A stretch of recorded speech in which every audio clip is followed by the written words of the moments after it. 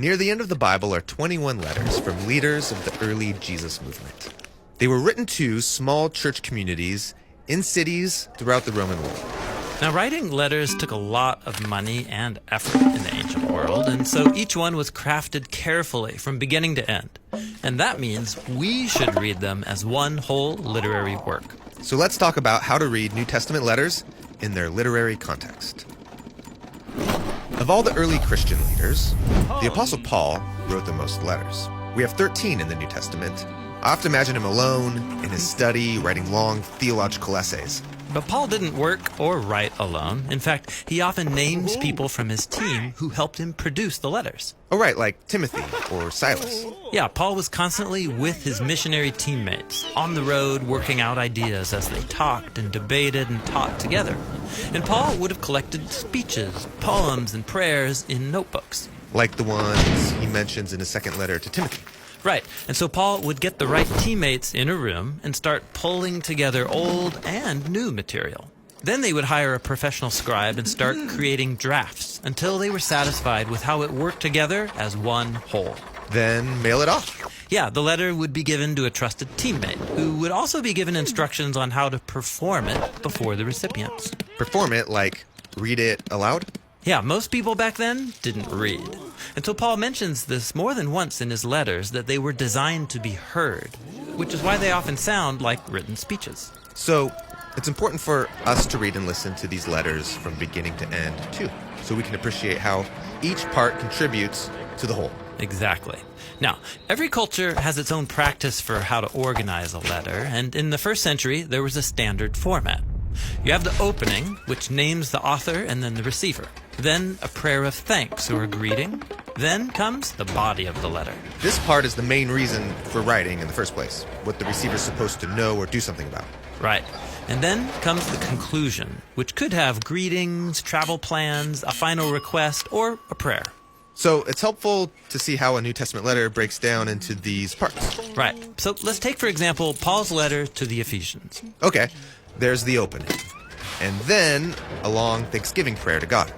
And in the center of this opening prayer, Paul introduces the main idea of the whole letter. It's about God's plan. To unite together all things in heaven and earth, in Messiah Jesus. But what does that mean? Well, as we move into the body of the letter, Paul is going to repeat and unpack this rich idea. Right, but in the body of the letter, it's easy to get lost and lose track of what Paul's even talking about. Totally. I mean, the letter to the Ephesians has about 3,000 words. And that one's short compared to his other letters. But remember, Paul wrote these letters to be heard aloud. And so he usually gives clues to the progression of thought with transition words like therefore, or because of this, or so then. Okay, so the body of Ephesians breaks down to a lot of paragraphs, but they all begin with these transition words. Right. And each paragraph has its own main idea. So the first one is about how the risen Jesus is king of everything and everyone. And as for you, that is non-Israelites, you are now included in the new humanity God's creating. Therefore, God's one new family consists of people from all nations. So God has unified a new humanity in Jesus. That's the core idea here. Right, and that theme unites all of the paragraphs in chapters 1 through 3. Then we come to chapter 4, and we get a really significant transition. Therefore. Yeah, that transition word is actually a hinge between the first and second half of the letter. God's unified a new humanity in Jesus. Therefore what? Great question. Let's keep going, and we'll summarize the paragraphs of chapter 4. God's one new humanity is really diverse. So we must live together as God's new creation. And that, therefore, requires that we learn how to love and forgive each other because we are one. This section is all about living in unity. Right, and so you can see now how all the parts of the letter fit together into one flow of thought.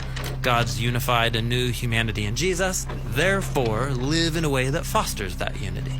Seeing it broken down like this is really helpful. It's like a roadmap, so I don't get lost. Right, and you can read every New Testament letter this way. Break it down into smaller parts to see the message of each paragraph. And then trace repeated ideas and transition words to see how they all connect back together.